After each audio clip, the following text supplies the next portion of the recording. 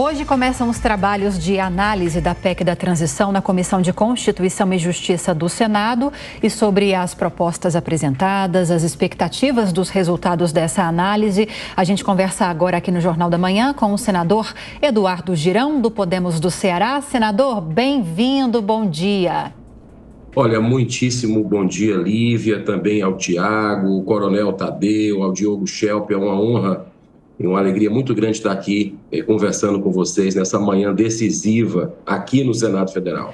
Há uma expectativa, senador, que pelo menos na CCJ, no plenário do Senado, essa tramitação seja mais rápida do que se espera que seja na Câmara dos Deputados, mesmo porque já há uma disposição do governo eleito de reduzir o tempo de estouro do teto de gastos e, inclusive, o valor que vai ficar acima do teto. Realmente vai ser uma tramitação rápida? Quais são as suas expectativas? Olha, eu espero que não, porque a gente não percebe desse governo aqui, das lideranças do Senado, uma disponibilidade ao diálogo, porque da forma que veio essa PEC, né, ela está um absurdo, ela faz realmente uma bomba aqui para o Brasil que vai gerar inflação com 200 bi, como está por 4 anos, vai gerar juros, vai gerar uma dívida interna maior, dívida pública, e isso não é bom para ninguém, né? Então a gente vai lutar por uma proposta alternativa, vamos começar, inclusive, com uma obstrução aqui, né, para que tenha a possibilidade de se dialogar, porque as coisas não podem ser tratoradas dessa forma, né? A gente tem aqui senadores que conhecem bem o assunto, economistas, como Oriovisto Guimarães, que inclusive está propondo uma emenda onde a gente reduza para 80 bi, né, e por um ano, porque ninguém sabe quem é ministro da Economia desse governo, ninguém sabe se vai querer cortar na carne o governo, porque precisa cortar na carne, reduzir despesas, a começar pelo orçamento secreto, as emendas de relator, né, que a gente precisa efetivamente colocar nesse cálculo. Então é muito fácil essa PEC do fim do teto para mim, ou uns chamam de PEC da gastança, PEC argentina, mas para mim é um desrespeito, na verdade, ao Brasil, né? Então a gente vai tentar de todas as formas aqui buscar o diálogo, para que a gente possa trazer para a realidade esse número, porque do jeito que está é antidemocrático, inclusive. Não vai precisar mais de parlamentares, porque por 4 anos está resolvido, não precisa discutir orçamento, não precisa discutir nada, e isso não é saudável para a nossa já frágil democracia no Brasil. Eu quero fazer uma parte aqui rapidamente e dizer que é uma tempestade perfeita. Por isso que querem empurrar a goela abaixo isso. Nós estamos vivendo uma Copa do Mundo, né? Nós estamos vivendo aí um fim de legislatura, no fim de ano, e a censura comendo solta no Brasil, parlamentares de um lado apenas, os conservadores sendo calados, né, e o Congresso totalmente assistindo de camarote. Isso faz com que o debate não se aprofunde numa PEC tão importante como essa para o Brasil. Senador, seguimos com a pergunta agora do deputado Coronel Tadeu. Bom dia, senador. Satisfação vê-lo aqui. Pelo que se avizinha, parece que haverá um verdadeiro acordão dentro do Senado e provavelmente dentro da Câmara. Já se fala em mais de 49 votos para se aprovar essa PEC em 2 turnos no Senado. Na Câmara, os números não foram divulgados. Eu lhe pergunto, há algum movimento para trazer a todos esses senadores o tamanho da irresponsabilidade que eles estarão praticando? Ótima sua pergunta, deputado Coronel Tadeu. Eu queria lhe dizer que esse acordão existe nos bastidores, né? A gente ouve aqui nos corredores do Senado Federal. Daqui a pouco começa, 9h30, a CCJ, já estou indo para lá também, embora que a gente vai fazer um movimento agora de obstrução, né? Vamos tentar fazer com que haja uma reflexão profunda disso, porque do jeito que está, como você falou, é uma irresponsabilidade sem precedentes. Eu acredito muito no bom senso. E o nosso grande trunfo é você que está nos assistindo agora aqui na Jovem Pan, né? A sociedade, o cidadão comum, contactar o seu senador e colocar a sua opinião sobre essa irresponsabilidade fiscal que vai produzir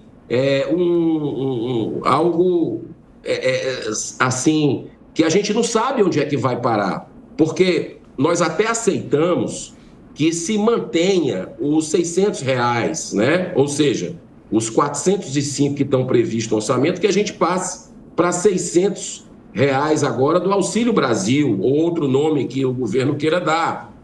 Mas, além disso, aí já fica estranho, aí já quebra aí a harmonia com base na lógica, no bom senso, na razão. E a gente vai tentar buscar esse equilíbrio. A emenda, repito, do senador Oriovisto Guimarães e Espiridião Amin é de 80 bi, já dá uma margem, inclusive, porque esse aumento, né, ou seja, essa manutenção, essa garantia dos R$600 do Auxílio Brasil, sim, dá em torno de 53 bi.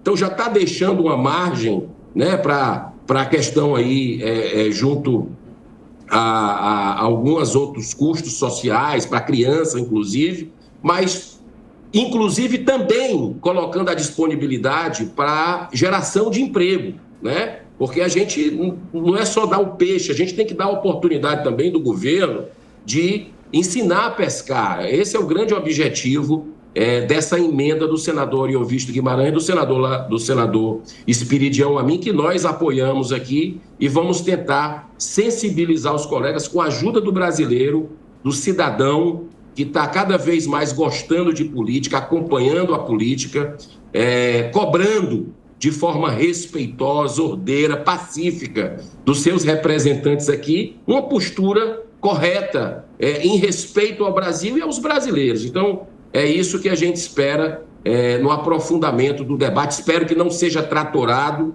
né? O presidente da CCJ é o Davi Alcolumbre, que já foi presidente aqui, e a gente espera que tenha uma postura diferente na tramitação dessa PEC importante para o Brasil. Senador Eduardo Girão, uma pergunta de Diogo Schelp. Senador, bom dia. A ministra Rosa Weber, presidente do STF, liberou para julgamento os questionamentos, ações que questionam o orçamento secreto ou emendas de relator, RP9, como queira. De que maneira uma possível recusa, ou seja, uma consideração de inconstitucionalidade dessas emendas de relator impactariam na aprovação da PEC Fura-Teto? Facilitaria a aprovação ou dificultaria a aprovação, caso seja derrubada esse mecanismo? Ótima pergunta, Diogo. Eu vejo assim que, em primeiro lugar, é um segredo feito em cima do orçamento secreto. Você vê algo assim como parece um filme, né, de suspense, né? Por que o STF está demorando tanto na resolução disso, né? E outra coisa, o próprio governo, o governo Lula, né, o presidente da República, durante a campanha, em vários momentos, questionou o orçamento secreto, inclusive com apoiadores seus, como a senadora Simone Tebet, né? E eu acredito que a gente precisa dar um basta nisso. Não é algo republicano, né? Não é algo que é justo para a nação. Então, eu acredito que essa definição, demorando, já está causando para mim suspeita. Por que demorou tanto com relação a isso? Agora, com certeza, isso interfere, porque aí vai nas negociações, né, de bastidores que acontecem, né, entre parlamentares que vão ter direito, que não vão ter direito a esse orçamento, e isso aí influencia, sim, nesse jogo. Aí nós vamos entender, dependendo da posição do STF, se sai hoje ou se sai na próxima semana, porque hoje já começa o jogo aqui no Senado. Então, no meu modo de entender, esse suspense atrapalha, porque as coisas não ficam transparentes, não ficam às claras para a população. Mas nós vamos acompanhar isso aqui, e uma das nossas propostas é que esse dinheiro, né, ele seja usado para bancar esses que o governo corte na própria carne, inclusive com outras despesas, mas também com as emendas de relator e orçamento secreto para bancar os custos sociais. Senador, rapidamente para fechar, qual é o tempo que o Congresso Nacional tem, não só para discutir a PEC, mas também o orçamento? Porque uma coisa depende praticamente da outra, né? Olha, a questão aqui do nosso calendário, teoricamente, vai até o dia 18, mais ou menos, né? Então, a gente tem tempo essa semana, a próxima. Agora, essa PEC vai ter que ir para a Câmara também, né? E se tiver alteração na Câmara dos Deputados, que deve ter lá também um debate que a sociedade cobre os seus parlamentares lá, os seus deputados, tem que voltar para o Senado, né?